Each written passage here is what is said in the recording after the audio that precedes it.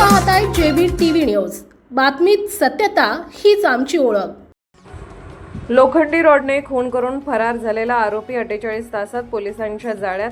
तांत्रिक विश्लेषण आणि गुप्त माहितीच्या जोरावर खून प्रकरणाचा छडा। आरोपी जंगलातून अटकेत। धुळे जिल्ह्यातील निकुंबे येथे घडलेल्या खळबळजनक खून प्रकरणाचा अवघ्या 48 तासात उलगडा करण्यात स्थानिक गुन्हे शाखा आणि सोनगीर पोलिसांना यश आले आहे। जुन्या वादाच्या पार्श्वभूमीवर झालेल्या या खुनानंतर फरार झालेल्या आरोपीला मेहरगावच्या जंगलातून अटक करण्यात आली। मिळालेल्या माहितीनुसार दिनांक 8 जून 2026 रोजी सकाळी सुमारे 10 वाजण्याच्या सुमारास निकुंबे येथे शाणाभाऊ संभू पाटील वय 50 याच्यावर लोखंडी रॉडने डोक्यावर वार करण्यात आला।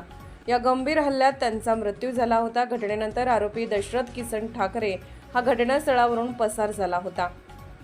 खून प्रकरणाचे गांभीर्य लक्षात घेऊन स्थानिक गुन्हे शाखा व सोनगीर पोलिसांचे संयुक्त पथक आरोपींच्या शोधासाठी कामाला लागले। तांत्रिक विश्लेषण, मोबाईल लोकेशन तसेच गोपनीय माहितीच्या आधारे पोलिसांनी मेहरगाव परिसरातील जंगलात शोध मोहीम राबवली। अखेर अवघ्या 48 तासाच्या आत आरोपी दशरथ ठाकरे याला ताब्यात घेण्यात आले। पोलीस चौकशी दरम्यान आरोपीने जुन्या वैमनस्यातून आणि वादातून शाणाभाऊ पाटील यांचा खून केल्याची कबुली दिल्याची माहिती समोर आली आहे।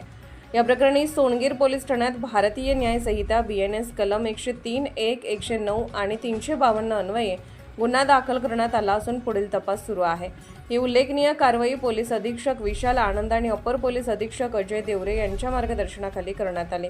आरोपीला जलद गतीने अटक करण्यात आल्याने नागरिकांनी पोलिसांच्या तत्परतेचे कौतुक केले। प्रतिनिधी परीक्षित परदेशी।